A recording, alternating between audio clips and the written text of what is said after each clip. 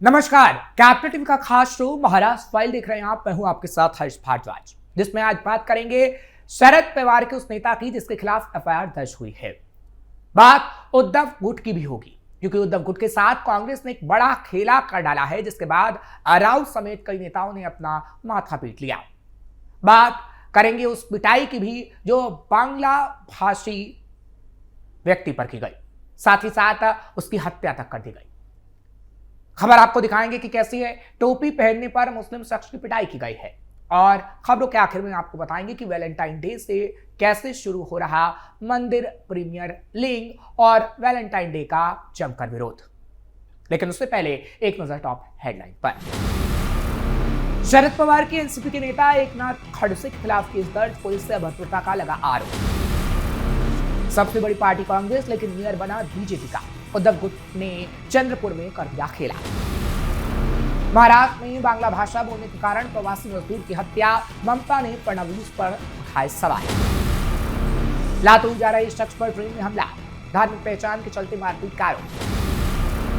Valentine day से शुरू हो रहा मंदिर प्रीमियर लीग, महाराष्ट्र के कोल्हापुर में पुजारियों का क्रिकेट टूर्नामेंट, वैलेंटाइन डे का जमकर विरोध। महाराष्ट्र की सियासत में एक बार फिर हलचल मच गई है। राष्ट्रवादी कांग्रेस यानी शरद पवार गुट के वरिष्ठ नेता एकनाथ खड़से के खिलाफ सावदा पुलिस थाने में मामला दर्ज किया गया है। यह मामला गौड़ खनिज चोरी के प्रकरण से जुड़ा बताया जा रहा है।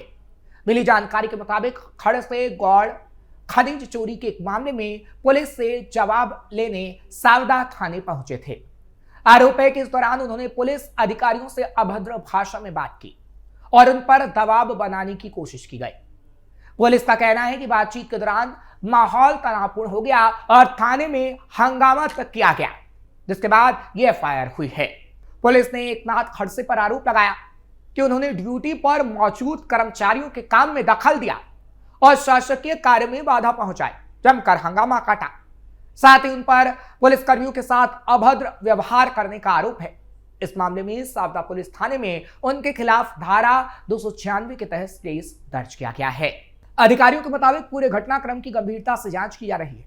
जांच में जो भी तथ्य सामने आएंगे उनके आधार पर आगे की कानूनी कार्रवाई की जाएगी। पुलिस का कहना है कि कानून सभी के लिए समान है। ये मामला अब राजनीतिक रंग भी ले सकता है। खड़से महाराष्ट्र की राजनीति में बड़ा नाम है और पहले भी कई विवादों में वो घिर चुके हैं। ऐसे में उनके खिलाफ दर्ज इस नए मामले को लेकर सियासी बयानबाजी और तेज होने की संभावना है।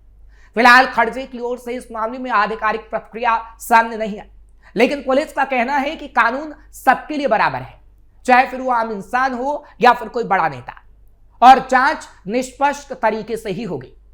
अब सबकी नजर इस बात पर है कि इस मामले में आगे क्या कदम उठाए जाते हैं और खड़से अपनी सफाई में आखिर क्या कहते हैं। खबरों में बात अब कांग्रेस की, क्योंकि कांग्रेस जिस तरीके से आपसी कलह से जूझ रही है और निपटती जा रही है, क्योंकि गुटबाजी से जूझ रही कांग्रेस को चंद्रपुर नगर निगम में भी बड़ा झटका लगा। यहां उसके सहयोगी शिवसेना यानी उद्धव ठाकरे गुट और सत्तारूढ़ भारतीय जनता पार्टी के बीच अचानक गठजोड़ के चलते बीजेपी का महापौर चुना गया, जबकि कांग्रेस इस पद पर दावा करने की पूरी स्थिति में थी। बीजेपी की संगीता खंडेकर ने महापौर चुनाव में सिर्फ एक वोट से कांग्रेस उम्मीदवार वैशाली महाडुले को हरा डाला। इस चुनाव में उद्धव ठाकरे के नेतृत्व वाली शिवसेना ने बीजेपी का समर्थन किया। शिवसेना उद्धव गुट के पार्षद प्रशांत दानव को उप महापौर चुना गया। इस घटनाक्रम ने विपक्षी एकजुटता और महाविकास आघाड़ी की मजबूती पर सवाल खड़े कर दिए हैं, क्योंकि शिवसेना उद्धव गुट महाविकास आघाड़ी और इंडिया गठबंधन दोनों में कांग्रेस की अहम सहयोगी है, लेकिन कांग्रेस के साथ उद्धव गुट ने बड़ा धोखा कर डाला। चंद्रपुर उन गिने चुने नगर निगमों में से शामिल है जहां कांग्रेस सबसे बड़ी पार्टी बनकर उभरी थी और महापौर पद हासिल करने के बेहद करीब थी, लेकिन विजय वडेट्टीवार और प्रतिभा धनोरकर गुटों के बीच अंदरूनी खींचतान ने बीजेपी को मौका दे दिया। मुख्यमंत्री देवेंद्र फडणवीस ने कहा कि वो पूरी जानकारी लेने के बाद इस पर चर्चा करेंगे। महाराष्ट्र कांग्रेस अध्यक्ष हर्षवर्धन सपकाल ने तीखी प्रतिक्रिया देते हुए आरोप लगाया कि इस चुनाव में खरीद फरोख्त हुई है। उन्होंने इस हार के लिए शिवसेना, उद्धव गुट, AIMIM और वंचित बहुजन आघाड़ी को जिम्मेदार ठहराया। सपकाल ने कहा कि चंद्रपुर महापौर चुनाव में बीजेपी को 32 और कांग्रेस को 31 वोट मिले। शिवसेना उद्धव गुट के 6 पार्षदों से कांग्रेस को समर्थन मिलने की उम्मीद थी, लेकिन उन्होंने बीजेपी का साथ दिया। उन्होंने कहा कि इससे राज्य की राजनीति पर असर होंगे। पिछले महीने 66 सदस्यीय नगर निगम के चुनाव में कांग्रेस 27 सीटों के साथ सबसे बड़ी पार्टी बनी थी। बीजेपी को 23 सीटें मिली थी। शिवसेना उद्धव गुट ने 6, भारतीय शेतकरी कामगार पक्ष ने 3 और वंचित बहुजन आघाड़ी ने 2 सीटें जीती थी। AIMIM, बहुजन समाज पार्टी और शिवसेना को 1-1 सीट मिली थी। 2 निर्दलीय भी चुने गए थे। खबरों में बात अब करेंगे महाराष्ट्र के मुख्यमंत्री पर लगे उन आरोपों की जो ममता बनर्जी ने लगाए। पश्चिम बंगाल के मुख्यमंत्री ममता बनर्जी ने आरोप लगाया कि उनके राज्य के 24 वर्षीय एक प्रवासी मजदूर की महाराष्ट्र में बांग्ला भाषा बोलने के कारण हत्या कर दी गई। बनर्जी ने इसे घृणा अपराध करार दिया और दोषियों की तत्काल गिरफ्तारी की मांग की। ममता बनर्जी ने सोशल मीडिया एक्स पर लिखा, मैं पुरुलिया में बंदवान के रहने वाले 24 वर्षीय प्रवासी मजदूर सुखेंद्र महतो की महाराष्ट्र के पुणे में बर्बर हत्या से स्तब्ध हूं, क्रोधित और दुखी हूं। वो अपने परिवार का एकमात्र कमाने वाला सदस्य था, लेकिन उसे मार दिया गया। ममता बनर्जी ने कहा, यह घृणा अपराध से कम नहीं है। एक युवक को उसकी भाषा, उसकी पहचान, उसकी जड़ों के कारण निशाना बनाया गया, प्रताड़ित किया गया और उसकी हत्या कर दी गई। ये सब बीजेपी की वजह से हुआ। मुख्यमंत्री ने यह भी कहा कि उस माहौल का सीधा परिणाम है जिसमें बाहरी लोगों के प्रति नफरत को हथियार के रूप में इस्तेमाल किया जाता है और निर्दोष लोगों को निशाना बनाया जाता है। उन्होंने आरोपियों को तत्काल गिरफ्तार करके दंड दी जाने की मांग की है, यानी आरोपियों की गिरफ्तारी की और सख्त से सख्त कार्रवाई की सीएम से मांग की गई। और महाराष्ट्र सीएम से कहा गया है कि महाराष्ट्र में बंगाली भाषी लोग सुरक्षित रहने चाहिए, नहीं तो उसका अंजाम सरकार को भुगतना होगा। उन्होंने कहा, सुखेन के परिवार से मैं कहना चाहती हूं कि इस असहनीय दुख की घड़ी में पश्चिम बंगाल के साथ हूं और उनके लोगों के साथ हूं। पश्चिम बंगाल पूरा आपके साथ है। न्याय दिलाने के लिए कोई कसर नहीं छोड़ी जाएगी।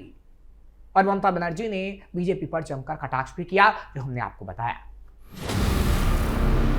अब बात उस मामले की जो तूल पकड़ता जा रहा है। दरअसल महाराष्ट्र के लातूर जा रहे हाफिज मोहम्मद इमरान खान के एक शख्स पर कथित तौर पर उसकी धार्मिक पहचान की वजह से हमला किया जाने का मामला सामने आया।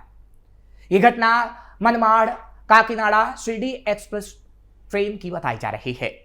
11 फरवरी को सोशल मीडिया के जरिए मामला काफी चर्चा में आया और वीडियो वायरल हो गया। खबरों के मुताबिक ट्रेन जब हैदराबाद के हाफिज पेट रेलवे स्टेशन पर रुकी हुई थी, उसी दौरान यह घटना हुई। इमरान का कहना है कि ट्रेन के डिब्बे में पहले से कुछ लोगों के बीच झगड़ा चल रहा था। वो सिर्फ ये पूछने आगे बढ़े थे कि मामला क्या है और किस बात पर मारपीट हो रही है, लेकिन इसी दौरान माहौल अचानक बिगड़ गया। इमरान ने अधिकारियों को दिए बयान में कहा, मुझे जबरन उठाकर मारने लगे। उनका आरोप है कि उन्होंने दाढ़ी और टोपी पहन रखी थी, इसलिए उनके साथ ऐसा किया गया, जिसकी वजह से उन्हें निशाना बनाया गया। उनका कहना है कि करीब 20 लोगों के समूह ने मिलकर उनके साथ मारपीट की। बीच बचाव करने पहुंचे उनके एक दोस्त के साथ भी मारपीट की गई, धक्का मुक्की की गई और जान से मारने की धमकी तक दी गई। इमरान ने दावा किया है कि वो हमलावरों को पहचान सकते हैं और जरूरत पड़ने पर पुलिस को उनकी पहचान बताने के लिए तैयार है। उनका कहना है कि यात्रियों से पूछताछ की जाए तो सच्चाई सामने आ जाएगी। हालांकि इस घटना के सामने आने के बाद AIMIM पार्टी ने भी मामले को उठाया है। पार्टी की ओर से दोषियों के खिलाफ सख्त कार्रवाई की मांग की गई है। नेताओं का कहना है कि ट्रेन जैसे सार्वजनिक स्थान पर इस तरह की घटना चिंताजनक है और प्रशासन को तुरंत कदम उठाने चाहिए। फिलहाल पुलिस मामले की जांच कर रही है। अधिकारियों का कहना है कि सभी पहलुओं को ध्यान में रखकर जांच की जाएगी और जो भी दोषी पाया जाएगा उसके खिलाफ कानूनी कार्रवाई की जाएगी। खबरों में बात अब वैलेंटाइन डे को लेकर करते हैं, जिसका महाराष्ट्र में विरोध हो रहा है। महाराष्ट्र में क्रिकेट सबसे अधिक देखने और खेली जाने वाला खेल है। वैलेंटाइन डे के दिन क्रिकेट खेला जाएगा, वो भी संतों की तरफ से, कुछ पुजारियों की तरफ से। क्रिकेट का ये प्रेम मंदिर के पुजारियों से भी अछूता अब नहीं है। महाराष्ट्र के कोल्हापुर में मंदिर क्रिकेट लीग का आयोजन 14 से 16 फरवरी तक किया जाएगा। इसमें राज्य के सभी प्रसिद्ध मंदिरों के पुजारी शामिल होंगे। हालांकि इससे पहले उन्होंने वैलेंटाइन डे का विरोध जताया और कहा कि वैलेंटाइन डे के अवसर पर कुछ और करना चाहिए, इसलिए क्रिकेट मैच का आयोजन किया है। इसके लिए मंदिर के पुजारी क्रिकेट प्रैक्टिस भी कर रहे हैं। इस साल पहली बार श्री विठल रुक्मिणी मंदिर समिति की टीम भी इस क्रिकेट लीग में शामिल होगी। इस संबंध में मंदिर समिति के सह अध्यक्ष दहिनीनाथ महाराज औसेकर भी धोती और नेहरी की पारंपरिक पोशाक में मैदान में प्रवेश करते नजर आएंगे। कोल्हापुर में 14 से 16 फरवरी तक होने वाले मंदिर क्रिकेट लीग टूर्नामेंट के लिए मंदिर समिति के कार्यकारी अधिकारी राजेंद्र शेलके और सह अध्यक्ष ओसेकर ने सभी खिलाड़ियों को जर्सी वितरित की है।